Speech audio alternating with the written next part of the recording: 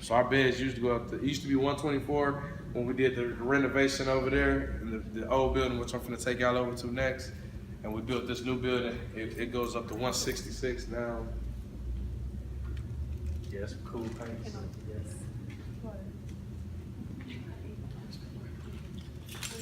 Used to be our old shower room. But like I said, they gutted this whole thing out. This used to be the shower. It was like a paint the photo house, but you could tell there used to be a wall right here. Oh, okay. And they used to, showers used to be on this side, showers used to be on this side, and they turned into a whole dorm. So like our beds used to go up to 124. As you can see now, they go up to like 166 now, which helps us house them. Cause we used to run out of space, but we had to send people to. We had to send 115 during our winter times between November and March over to other wilderness, and now we got enough space where we can house everybody here now. So yeah, it goes up to 166. They're supposed to constantly be making rounds, making sure nothing crazy going on or anything like that. Nobody getting beat up or anything crazy. So yeah, they constantly make rounds throughout. And then they actually got an office right down there, so they can sit up in the office. So, yeah. We used to have night lights up here, the little lights that be like on your phone up there, but they start tearing them down at night. So basically, these are all new beds. The way they built, these are mattresses where it keeps bed bugs from getting inside mattresses. So if a person do go, they can't get in there. How filled does this get every night, or like tonight? Like tonight, I'm pretty sure we almost close to 300. Wow. Which, like I said, is really unusual at this time here. We usually don't have that many people. But you know, that's what we're here for. Hours over around 9, 10 o'clock at night. We shut that bathroom down, and then this is the bathroom that they can use. This our linen closet right here. Did you hear me? This let me make sure it's passed off. This dorm right here is our working guest program. The guys who have jobs, they the only ones that can sleep during the day. Because they in a working guest program, so that's one of the privileges they get. I tell them sometimes look like their childhood bedroom. Step forward or something. They just might got kicked out and have a job. So we got a program called Working Guest Program for guys who have a job. They stay in the program for up to 90 days, save up 65% of every check. They got to show that they're saving up 65% of every check, so when they 90 days up and we help them find housing, they have money saved up for when they move out. So that's our main goal, to get them back to stable living, stable housing through Jesus. Right. Yeah, like I said, Jesus is our main thing. So yeah. So we got that. We got guys that say they make just bad decisions in life. A program called STEPS, which is Steps Toward Economical, I think, Process Services, something like that. But it's basically life skill training classes through the biblical way. So yeah. And then we got Hebron, which is a drug addiction program. Anybody that's having struggles with drugs or addictions, they go through that program. So basically all three of our programs can really deal with everything, but if they don't want the programs, then we got other outside resources, which the case managers are plugged in throughout Indiana or outside of Indiana as well, that can get them help. So really, it's so many programs and help out here. If a person really want to come out of homelessness, they can really do that if they really want to. They just got to utilize the help that's in front of them. So, okay. And but you guys are willing to meet people where they're at too. Yeah, that's what we do. We do that a lot. We believe in showing a lot of grace. Yeah. So even though, like here, this is a emergency shelter, so you're really only supposed to get 10 nights per month to stay here. That's all you're supposed to get. But we understand the reality is it takes longer than 10 days to get your life together. It'll get you in the right position. So we work with you. You know, if you're really trying to show that you're trying to move forward, we extend you, give you extra nights. Like I said, trying to get you hooked up with any type of organizations or programs, wherever it is. If you're showing that you're really trying to get some help, then we definitely help you out. But at the same time, we're not gonna house you. You know what I'm saying? If you're not trying to do nothing, this is what you want to do. Like, we got people that really say, this is what I want to do. Stay homeless. And so all we can do is continue to preach the gospel to them, hopefully, Jesus bring them out there.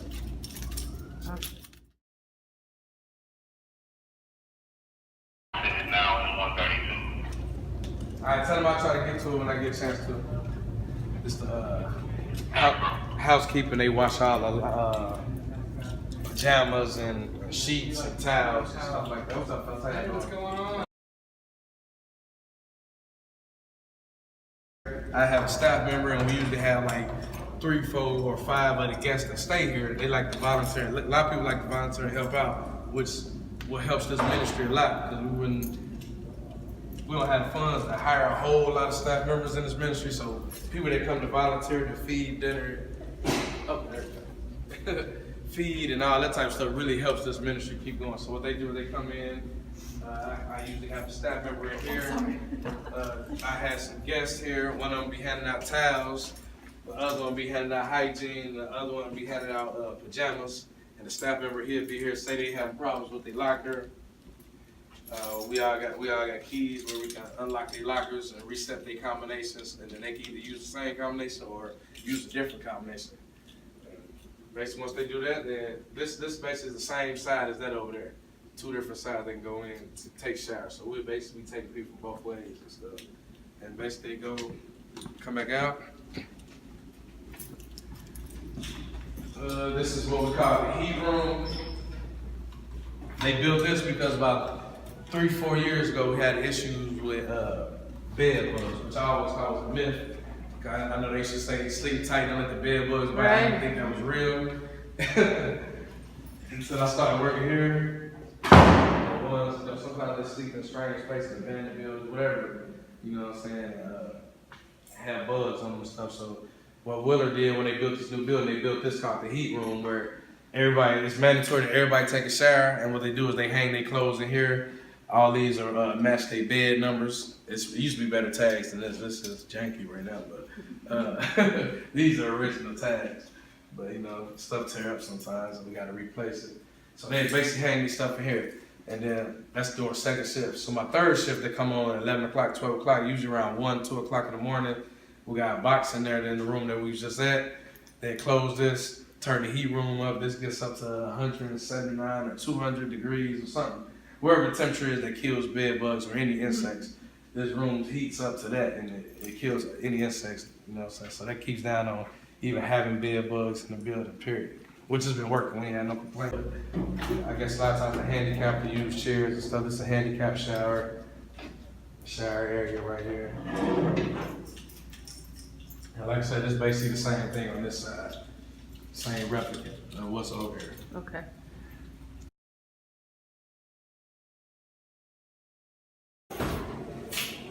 And y'all from IUPUI? Yeah.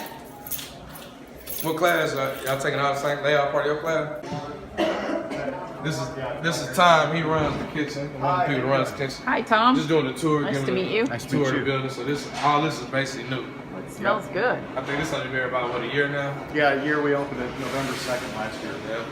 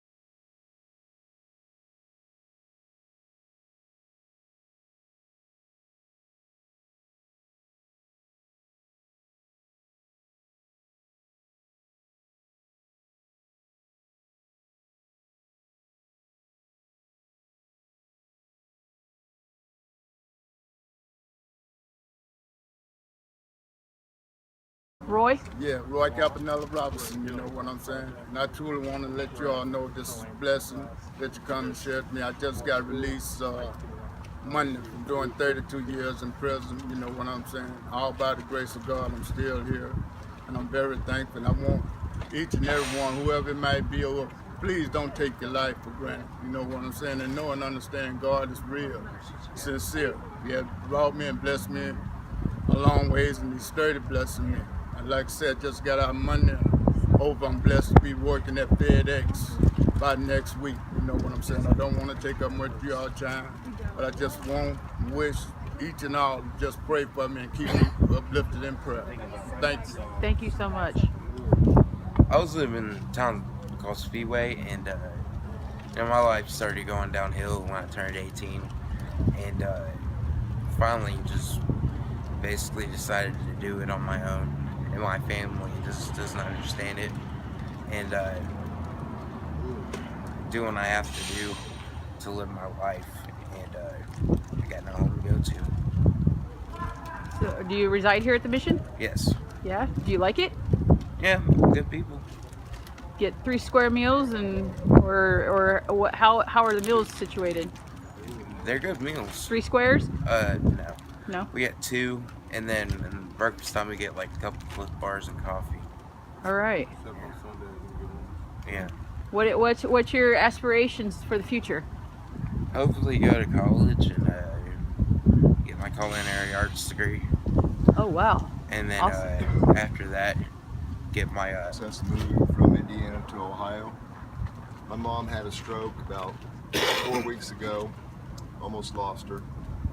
So my brother called me and says, you need to go to Ohio, help your sister with mom. So that's what I was trying to do. She's doing a lot better. She's starting to do things on her own now. So I was at storage and went to Walmart for something to drink and eat real quick, and then I was going to go back to storage and finish unloading the truck. In the process, the U-Haul was stolen, the trailer was stolen, the personal vehicle was stolen, and my whole life was stolen. Just like that. Boom, gone. No money, no cell phone, no laptop, everything. My keyboards, everything. My whole life is in that truck, and somebody took it. So I wound up here. A friend of mine from the storage place, he's a Christian, and him and I just clicked from the get-go. So he brought me down here, and bless him for that. So Frank, hi to you. And I'm, like I said, no money, so I'm in the process of trying to get a job, get reestablished. I understand that 2 vehicles, the U-Hauls, have been returned to the dealer. So Frank is supposed to be getting my VIN number for my vehicle so I can call IMPD. Hopefully my vehicle's at IMPD. It's either at IMPD or it's gone, so whatever. And long story short, I'm trying to get my butt back to Ohio to take care of my mom. So everything's in God's hands, and I just pray every day. At the age of 21, I was diagnosed with HIV after having a blood transfusion and being in a car wreck and being in a coma for 2 weeks. Later, a year later, I found that I had a child. I was on my way to law school and ended up being a drug addict because I didn't know how to deal with the complications of HIV, because at that time it was a death sentence. They gave me 6 months to live, and here I am 30 years later. I'm 51 years old now, thank you. And I've just been diagnosed with cancer. However, God has me in His hands. I'm fine, I'm well, and my status for HIV is my CD4 count is 1101. My viral load is not detectable for 4 years. So I encourage everyone who contracts any disease to put it in God's hands and let God can take control of it, and you'll be fine. And here's a living example. Thank you and have a great day. Thank you for your. All right. If you state your name. Yes, my name's Edward L. Gould. I'm homeless now and have been for a while. Been traveling through a couple different states. I had my own security company, kind of got pushed out with corporate, but before that I was on disability, and I gave it back to them to get a job and try and do something with my life again, you know. And then after that failed, since well, April will be 2 years. So you kind of run out of family and friends staying with when you can't get a job, and it's such a long process to get disability approved and get it back. Done everything now. My next step is to go before a disability judge. So hopefully that'll go well. And I've had it transferred now from Kentucky to up here, but I traveled with the carnival a little this summer and been in Ohio and Michigan, Kentucky, Indiana. I got some family here, but like I say, you don't want to stay with them all the time, and it just gets old. So I'm now waiting for my disability to get done, and hopefully, and that ain't much, but you can live on it. So if people's doing the same thing out there, hang in there. You can make it, and there's always people out that'll help. Hello, my name is Mr. Hendricks, Michael Hendricks. I'm 24 years of age, originally from Los Angeles, California. Been in Indianapolis since I was 14 years old. Was brought up in the foster care system, been to juvenile hall. I made some choices in my life that have been kind of screwed up, but I've also had some good choices I've made. In life, a lot of the things that we do are based on choices. You can choose to do good or you can choose to do bad, and a lot of times when you choose to do the wrong things, you put yourself in situations that'll cause you to be incarcerated or homeless. Right now, at the age of 24, I am homeless. My parents gave up on me. My mother gave me up when I was 2 years old. And my father, I don't know my father. I grew up with my siblings, my grandparents, and at the age of 14, I was actually brought here to Indianapolis, got into DCS and foster care, and had to really fend for myself. At the age of 18, I got my first apartment. I worked 4 jobs. I have worked for the Department of Corrections. I've been to school for criminal justice. I've been all the way to Washington, D.C. and met with different senators, congressmen, and I've done a lot of good. But as I said before, a lot of choices that you make in life, whether it's past or whether it's present, they all catch up to you. And some of the things that I'm living right now are based on the choices that I made in my past. You just have to really, instead of, sometimes in life you have to be selfish. A lot of people say, being selfish is bad, but me, myself, I believe that, when you're being selfish, you have to help yourself. But in the process of helping yourself, you have to make sure that you help others. Being the hands and feet of Jesus Christ, that's what's most important in this world. And, whether you're religion or not, you have to live your life, based on faith, honesty, and trust. Trusting God, trusting yourself that you're doing the right things, and right now I'm trusting that my story will be able to help one of you, any one of you that is going to watch this video or that are watching this video, hope that the choices that you make from now, not yesterday but now, today, will be able to help you and somebody else in the near future. Allow my story and many other stories you may hear be able to touch you, and so that you may be able to progress in your success. As I said, I'm 24 years of age. This is not me. This is I have a long way to go. This is not my last stop, and this is surely not your last stop. So continue to do what you're doing. Good luck on your education, your careers, and don't make choices for anyone else. Make choices for yourself. Whether it's your mother, your grandmother, or whoever it is, don't do anything to make them proud. You want to make sure that you are happy,